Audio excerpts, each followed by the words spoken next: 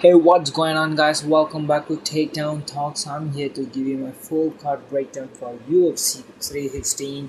Let's hop right into it. Before that, make sure you hit the like button, subscribe to our channel, put your most confident pick on the comment section below. It helps the algorithm a lot. Alright, first fight of the night, Markel Medeiros versus Mark Choinsky. Markel Medeiros is a technical striker. He has good footwork.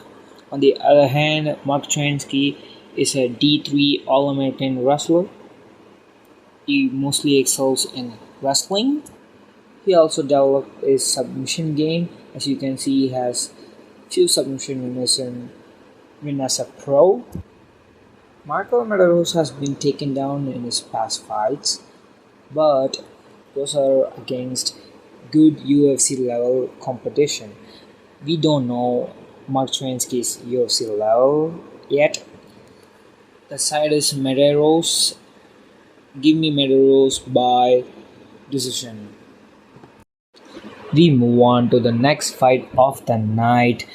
Quellen Salikil versus Yanal Ashmus. Quellen Salikil is more like a grappler slash wrestler. Yanal Ashmus is a decent striker, but he also can get takedowns if needed. Salikil is long and rangy for this division. He should get this one done via decision comfortably, but the odds are so wide. He's like minus 550, Yanal is like plus 430. That doesn't make any sense to me. But the side is Salikil decision. We move on to the next fight of the night, Joe Sang Yu versus Jeka Sergey.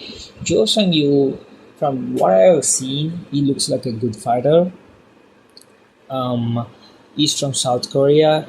He might be listed as 5'6" or 5'7", but trust me, he's more like 5'9". He looks massive out there. Jeka Sergey, on the other hand, he's known to be the guy who got knocked out by Anshul Jubilee. Jokes apart, Jeka Sergey has good power in his hands, mostly striker. But other than the power, he has nothing for Jo Sang Yu on the feet. Jo Sang Yu should get this down wherever this goes. Give me Jo Sang Yu by submission or decision. We move on to the next fight of the night, Ariane Lipsky versus Kong Wang. Classic striker versus striker matchup. Ariane Lipsky is a decent striker. She can make the fight a lot closer if the fight gets. She can make the fight a lot closer than the odds if she can keep the fight on the feet. If this gets to the ground somehow, I think Lipsky has an edge over Wang. But I think this fight will most likely be kept on the feet. But Kong Wang has a little bit of advantage, I would say. Kong Wang should get this down via decision, but the odds are so wide. Kong Wang is like minus 550, which is ridiculous line. We move on. Chaos Williams versus Andreas Gustafsson. Chaos Williams is a powerful striker. On the other hand, I could say the same thing for Andreas Gustafsson. He's also a striker with a lot of power. But I see this fight being a close fight. Both guys has KO power, but I could see this fight going to the distance. If this goes to distance, I should favor Andreas Gustafsson because hear me out. Gustafsson has a good clinch game. He can control Chaos Williams in the clinch. Even if he can't take down Chaos Williams, I think Gustafsson can keep Williams in the clinch and win some minutes there. On the feet, it's close. Chaos Williams has power, but there's no technique. He swings like a madman. In those fights, I gotta side with Gustafsson. Only issue I'm seeing is he cut weight last week for 180. Now he's cutting the weight again the second time the next week at 170. That's the only concern I'm having. Other than that, I think Gustafsson is aside. We move on to the next fight of the night.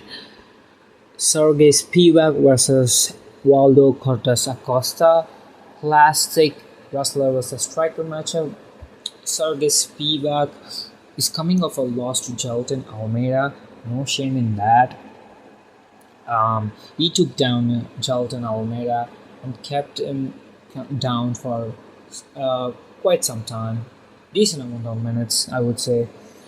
On the other hand, Waldo Cortes Acosta is coming off that big KO win over Ryan Spann, where he starched him. Costa has been putting a lot of work. He's on like a 4 fight winning streak, if I'm not mistaken. His last loss was against Rogerio de Lima, where he got taken down and held down for 2 rounds. I think Sergey Spivak can do the same thing, but if stays on the feet, Acosta has a huge advantage. He could even get the knockout, but I think Spivak will get the takedowns in the early rounds. I will go with the submission. He could even get a decision win, but submission is more likely. Give me Spivak by submission. We move on to the next fight of the night. Asamad Masacano versus Brenderson Ribeiro. Classic striker versus striker matchup. I will keep this short and sweet. Masacano is the better striker. He's the better wrestler. He's the all-around better mixed martial artist. Masacano should start Ribeiro. Masacano is minus 550. I could see the line why is this wide. Masacano is better everywhere. Other than Ribeiro might be a little bit bigger and a lengthier fighter, but Masacano has every tool to win this fight. Give me Masacano to win by KO points. We move on to the next fight of the night. Bruno Silva versus Joshua Van. Another striker versus striker matchup. Bruno Silva has a lot of power in his hands. He's coming off that KO loss to Manel Kape. Manel Kape is a top-notch fighter, so we'll give a pass for that. Joshua Van, on the other hand, is coming off that absolute domination against Ray Soria. Joshua Van throws a lot of volume. He's the best striker in this fight, clearly. Joshua Van should get this done via decision by throwing a lot more strikes, lot more volume on the feet, and keeping the striking in the boxing range. Bruno Silva could land the KO blow, but Joshua Van also is 12 years younger than Bruno Silva, so there's that one thing. Joshua Van is the side. Give me Joshua Van via third round finish or decision. We move on to the next fight of the night. Vicente Luque versus Kevin Holland. Vicente Luque is a well-rounded fighter. Kevin Holland is mostly a striker. Vicente Luque is coming off that good submission win over Themba Gorimbo, where he snatched his neck in the first round, if I'm not mistaken. On the other hand, Kevin Holland is coming back from that back and forth win over Gunnar Nelson. Vicente Luque can get this fight to the ground and grind out Kevin Holland at least 2 out of 3 rounds if he's smart enough. I think Vicente Luque could get caught on the feet, but Kevin Holland is like minus 300, closer to minus 300. That is ridiculous. Kevin Holland should not be minus 300 against anybody, let alone Luke Cage. It's clearly a dog or pass situation. Give me Vicente Luque via submission or decision. I will say submission.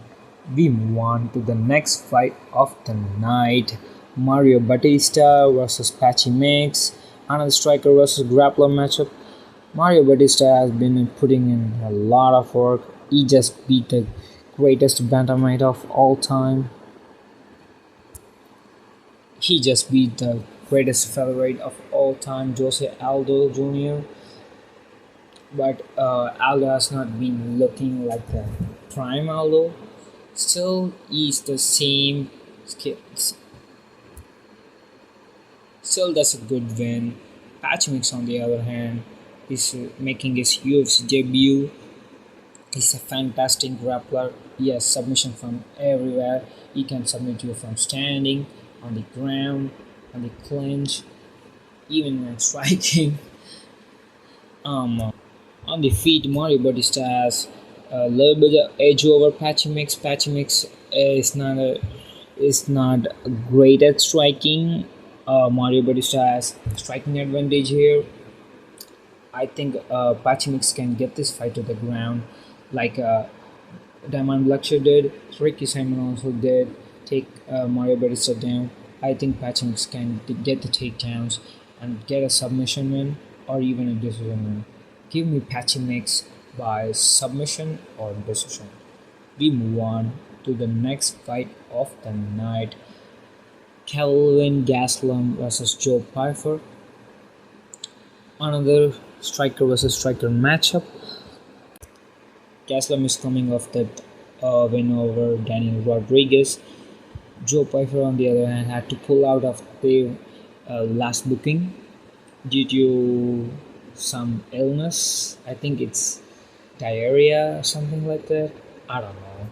But Joe Pyfer should get this down easily, comfortably.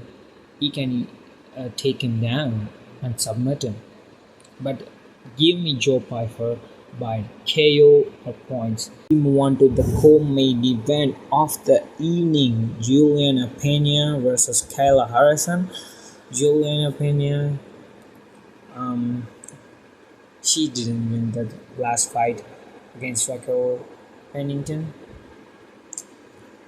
But so, Juliana Pena is a great fighter. She makes fight ugly, then she excels from there. But her takedown defense is horrible. She has like 25% takedown defense. That's a recipe for the disaster if you are going against Kayla Harrison.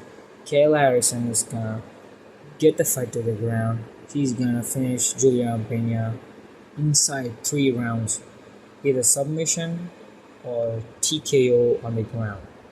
We move on to the next fight of the night. It's the main event rematch. Merab Devalishvili versus Sean O'Malley. Merab Devalishvili, we all know about Merab. He's a non-stop wrestler from Georgia. On the other hand, we have Sean O'Malley. He's a sniper on the feet, good striking, good distance management. This is a rematch. Obviously, Merab won their last bout. Merab, that fight was close. I don't know what others are watching, but that fight was closer than people are thinking. Sean won 2 rounds in my opinion. But the odds for this fight is kinda surprising to me. Merab is like minus 300. Sean O'Malley is plus 250. I think Merab should win this fight. But if you are following Merab at minus 300 or 310, whatever it is, that's crazy. You shouldn't do it. If you want to know the best bet for this fight and for the whole card, you can access all my bets and insights for just $10 a month. That is including even regional MMA bets. We finished off last year with 415 units in profit. and it's tracked by third party. The record speaks for itself. You can access my free Discord server. The link is in the comment section below. I will see you guys next time. Until then, peace.